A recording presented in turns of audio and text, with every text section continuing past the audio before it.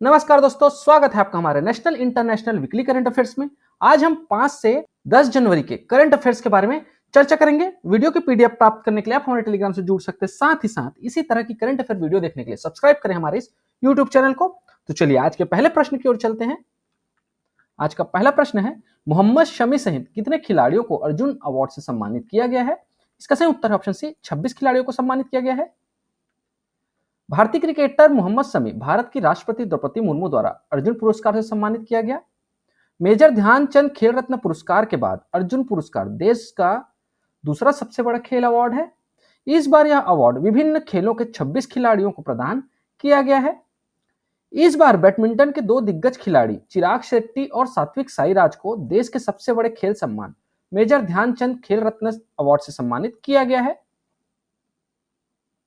अगला प्रश्न है, हाल ही में बीच गेम्स 2024 का आयोजन कहां किया जा रहा है? इसका सही उत्तर है ऑप्शन बी, दमन दीव में किया जा रहा है। दीव में देश के पहले मल्टी स्पोर्ट्स गेम 2024 का शुभारंभ किया गया है। बीच गेम्स 2024 का समापन INS खुखरी स्मारक में आयोजित किया जाएगा। देश के प्रथम दीव बीच गेम्स 2024 का जो शुभारंभ है वो 4 जनवरी 2024 को दीव के घोघला समुद्र तट पर हुआ है। बीच गेम्स 2024 का आयोजन 4 से 11 जनवरी 2024 तक किया जाएगा, जिसमें कुल 8 खेलों का आयोजन किया जा रहा है। दीव में इस वर्ष के संस्करण में उन खेल विषयों का प्रदर्शन किया जाएगा जो हमारे देश में सबसे कम प्रचलित हैं। अगला प्रश्न है, भारत का पहला पनडुब्बी पर्यटन किस राज्य में शुरू किया जाएगा? इसका सही उत्तर है ऑप्शन सी, गुजरात में शुरू किया जाएगा। गुजरात सरकार देश का पहला पनडुब्बी पर्यटन शुरू करने जा रहा है। यह प्रोजेक्ट द्वारका शहर के तट पर एक छोटे द्वीप बेट द्वारका के आसपास शुरू की जाएगी। इसके लिए गुजरात सरकार ने मझगांव डॉक लिमिटेड के साथ हाथ मिलाया है। इस प्रोजेक्ट के दिवाली 2024 से पहले शुरू होने की संभावना है। इस टूरिस्ट पनडुब्बी का भार लगभग 35 टन का होगा, जिसकी क्षमता 30 यात्रियों को ले जाने की होगी।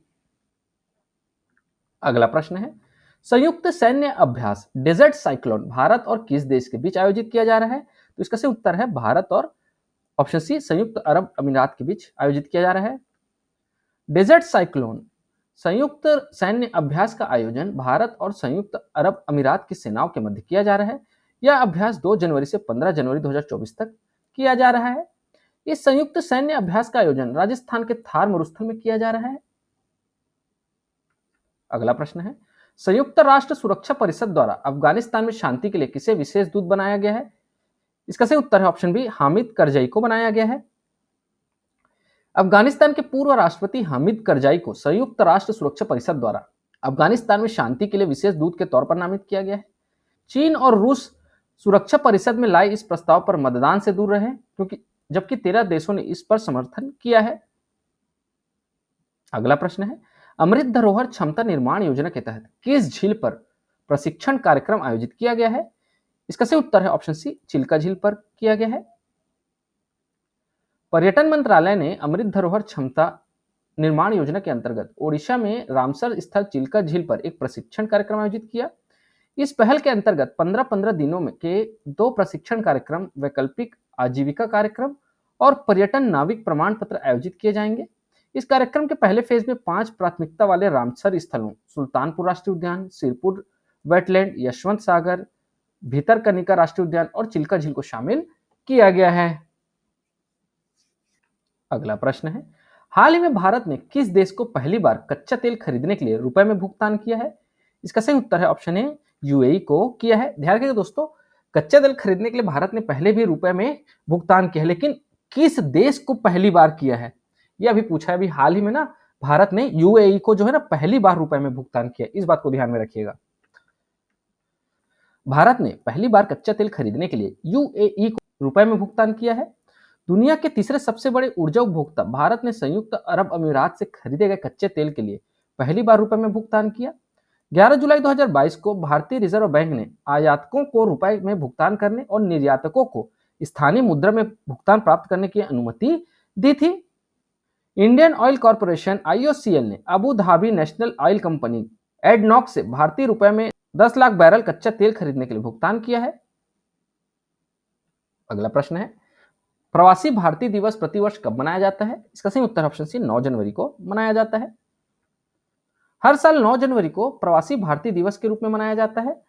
प्रवासी भारतीय दिवस या एनआरआई दिवस राष्ट्रपिता महात्मा गांधी के भारत वापसी की याद में प्रतिवर्ष मनाया जाता है। 9 जनवरी 1915 को गांधी जी दक्षिण अफ्रीका से भारत लौटे थे।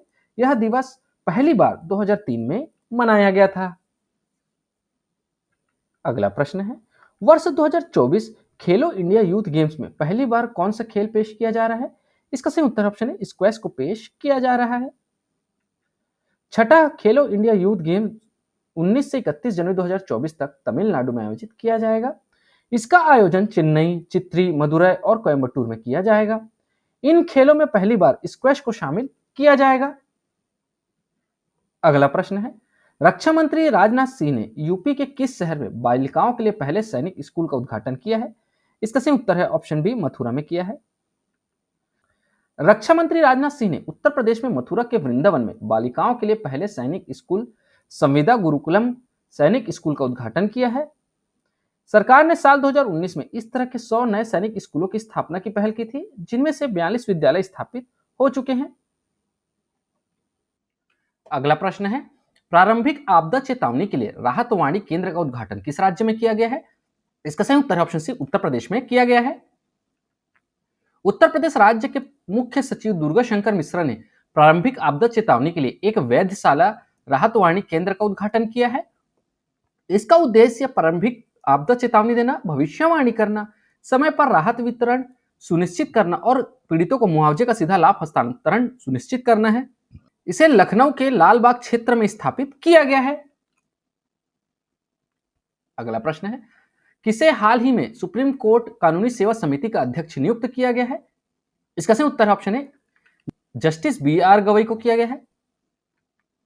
सुप्रीम कोर्ट के न्यायाधीश न्यायमूर्ति बी.आर. गवई को राष्ट्रीय कानूनी सेवा प्राधिकरण द्वारा सुप्रीम कोर्ट कानूनी सेवा समिति के अध्यक्ष के रूप में नामित किया गया है।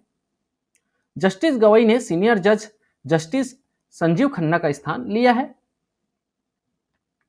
अगला प्रश्न है, ISCC प्लस सर्टिफिकेशन हासिल करने वाली पहली कंपनी कौन बनी है? इसका सही उत्तर है ऑप्शन बी रिलायंस इंडस्ट्रीज बनी है।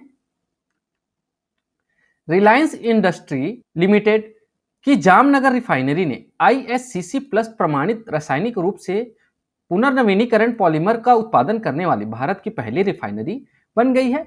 गुजरात राज्य में स्थित RIL की जामनगर रिफाइनरी अब ISCC प्लस प्रमाणित हो गई है। ISCC प्लस अंतर्राष्ट्रीय स्तर पर एक मान्यता प्राप्त प्रमाणन है। अगला प्रश्न है, हाल ही में स्वदेश दर्शन 2.0 योजना के किस वन्यजीव अभ्यारण्य को शामिल किया गया है? इसका सही उत्तर है ऑप्शन डी डेब्रीगढ़ वन्यजीव अभ्यारण्य को शामिल किया गया है। पर्यटन मंत्रालय ने डेब्रीगढ़ वन्यजीव अभ्यारण्य को स्वदेश दर्शन 2.0 योजना में शामिल किया है। स्वदेश दर्शन कार्यक्रम भारत सरकार के पर्यटन मंत्रालय द्वारा साल 2015 में शुरू किया गया था। डेब्रीगढ़ वन्यजीव अभ्यारण्य उड़ीसा के बरगढ़ जिले के हीराकुंड बांध के पास स्थित है। अगला प्रश्न है, हाल ही में किसे MM स्वामीनाथन पुरस्कार से सम्मानित किया गया है? इसका सही उत्तर ऑप्शन सी B.R. कंबोज को पुरस्कृत किया गया है। चौधरी चरण सिंह हरियाणा कृषि विश्वविद्यालय के कुलपति प्रोफेसर B.R. कंबोज को प्रतिष्ठित MM स्वामीनाथन पुरस्कार से सम्मानित किया गया है। B.R. कंबोज को यह अवार्ड कृषि विज्ञान के क्षेत्र में वैज्ञानिक विस्तार विशेषज्ञ रूप में योगदान देने के लिए दिया गया है। अगला प्रश्न है, हाल ही में तानसेन संगीत समारोह 2023 में तानसेन सम्मान 2022 किसे मिला है? इसका सही उत्तर है ऑप्शन ए पंडित गणपति भट्ट को मिला है। तानसेन संगीत समारोह 2023 में तानसेन सम्मान पंडित गणपति भट्ट को मिला है। उन्हें वर्ष 2022 के लिए इस सम्मान से अलंकृत किया गया है। मध्य प्रदेश सरकार द्वारा संगीत सम्राट तानसेन के नाम से स्थापित यह सम्मान भारतीय शास्त्रीय संगीत के क्षेत्र में सर्वोच्च राष्ट्रीय संगीत सम्मान है। तो ध्यान रखिएगा दोस्तों, जो तानसेन सम्मान है वो वर्ष 2022 के लिए दिया गया है और वर्ष 2023 में इस पुरस्कार को पंडित गणपति भट्ट को दिया गया है। ठीक है। अगला प्रश्न है, चंदूबी महोत्सव हाल ही में किस राज्य में मनाया गया? इसका सही उत्तर ऑप्शन बी असम में मनाया गया है। हाल ही में असम राज्य में चंदूबी झील के किनारे चंदूबी महोत्सव का आयोजन किया गया। यह महोत्सव प्रतिवर्ष नए साल के पहले दिन से चंदूबी झील के किनारे 5 दिनों के लिए आयोजित किया जाता है। चंदूबी महोत्सव का मुख्य उद्देश्य असम के इस जैव विविधता हॉट स्पॉट को इको टूरिज्म को बढ़ावा देना है। अगला प्रश्न है, पावर ग्रिड कॉर्पोरेशन के नए अध्यक्ष और प्रबंध निदेशक के रूप में किसे नियुक्त किया गया है? इसका सही उत्तर ऑप्शन बी रविंद्र कुमार त्यागी को नियुक्त किया गया है। विद्युत मंत्रालय के स्वामित्व वाले पावर ग्रिड कॉर्पोरेशन के नए अध्यक्ष और प्रबंध निदेशक के रूप में रविंद्र कुमार त्यागी को नियुक्त किया गया है। अगला प्रश्न है, भारत कितने वर्षों के लिए संयुक्त राष्ट्र सांख्यिकी आयोग के सदस्य के रूप में अपना कार्यकाल शुरू किया है? इसका सही उत्तर ऑप्शन बी 4 वर्षों के लिए किया है। हाल ही में भारत ने संयुक्त राष्ट्र सांख्यिकी आयोग के सदस्य के रूप में अपना 4 साल का कार्यकाल शुरू किया है। यह वैश्विक सांख्यिकी प्रणाली का सर्वोच्च निकाय है। इसकी स्थापना साल 1947 में की गई थी। इस आयोग में संयुक्त राष्ट्र के 24 सदस्य देश शामिल हैं। आखिरी बार भारत 2004 में सांख्यिकी आयोग का सदस्य बना था। अगला प्रश्न है, केंद्र सरकार ने 16वें वित्त आयोग का अध्यक्ष किसे नियुक्त किया है? इसका सही उत्तर है ऑप्शन सी अरविंद पनगड़िया को नियुक्त किया है। केंद्र सरकार ने नीति आयोग के पूर्व उपाध्यक्ष अरविंद परगनिया को 16वें वित्त आयोग का अध्यक्ष नियुक्त किया है। वहीं आईएएस अधिकारी ऋत्विक रंजनम पांडे को आयोग का सचिव नियुक्त किया गया है। वित्त आयोग का गठन भारत के संविधान के अनुच्छेद 280 के तहत किया जाता है। अगला प्रश्न है, इंडियन रेलवे कॉन्फ्रेंस एसोसिएशन ने रेलवे स्टेशन अयोध्या जंक्शन का नाम बदलकर क्या रखा है? इसका सही उत्तर है ऑप्शन ए अयोध्या धाम रखा है।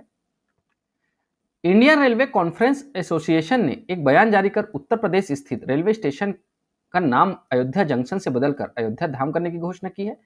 इस रेलवे स्टेशन का उद्घाटन 30 दिसंबर 2023 को प्रधानमंत्री नरेंद्र मोदी करेंगे। केंद्र सरकार ने अयोध्या के अंतर्राष्ट्रीय एयरपोर्ट का नाम भी बदलकर नया नाम महर्षि वाल्मीकि अंतर्राष्ट्रीय एयरपोर्ट अयोध्या धाम रखा जाएगा। इससे पहले इस एयरपोर्ट को मर्यादा पुरुषोत्तम श्री राम इंटरनेशनल एयरपोर्ट कहा जाता था।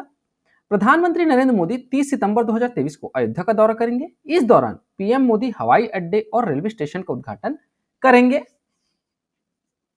अगला प्रश्न है, प्रधानमंत्री विश्वकर्मा योजना लागू करने वाला देश का पहला केंद्र शासित प्रदेश कौन बना है? इसका सही उत्तर ऑप्शन बी जम्मू कश्मीर बना है। जम्मू कश्मीर प्रधानमंत्री विश्वकर्मा योजना लागू करने वाला देश का पहला केंद्र शासित प्रदेश बना है। दोस्तों, जम्मू कश्मीर से संबंधित कुछ करंट अफेयर्स हैं। जो जम्मू कश्मीर जो है ना, भारत की पहली कैनेबिस मेडिसिन परियोजना चला रहा है। जम्मू कश्मीर के भद्रवाह राजमा को जीआई टैग दिया गया है। चिनाब नदी पर दुनिया का सबसे ऊंचा रेलवे ब्रिज जो है ना, वो जम्मू कश्मीर में ही बन रहा है। श्रीनगर में स्टैचू ऑफ पीस बन रहा है। जल जीवन मिशन के तहत उत्कृष्ट प्रदर्शन करने वाला शहर श्रीनगर बना है। कुपवाड़ा जिले में बहुप्रतीक्षित बंगस वैली फेस्टिवल। हाल ही में जम्मू कश्मीर में पहली बार आनंद विवाह अधिनियम लागू किया गया है। ठीक है। अगला प्रश्न है, इस साल जुलाई में यूनेस्को की विश्व धरोहर समिति की अध्यक्षता कौन सा देश करेगा? इसका सही उत्तर है ऑप्शन डी भारत करेगा। भारत यूनेस्को की विश्व धरोहर समिति की अध्यक्षता और मेजबानी करेगा। यह पहला मौका होगा जब भारत इस समिति की अध्यक्षता करेगा। यह यूनेस्को की एक समिति है। विश्व धरोहर समिति अपने 19वें सत्र में 46वां सत्र भारत नई दिल्ली में आयोजित करने का निर्णय लिया था, जो 21 जुलाई से 31 जुलाई 2024 तक आयोजित किया जाना है। आज की इस वीडियो में इतना ही दोस्तों। आशा करता हूं आपको वीडियो पसंद आई होगी। अगर आपको यह वीडियो पसंद आती है लाइक करें, शेयर करें और हमारे इस चैनल को सब्सक्राइब करें।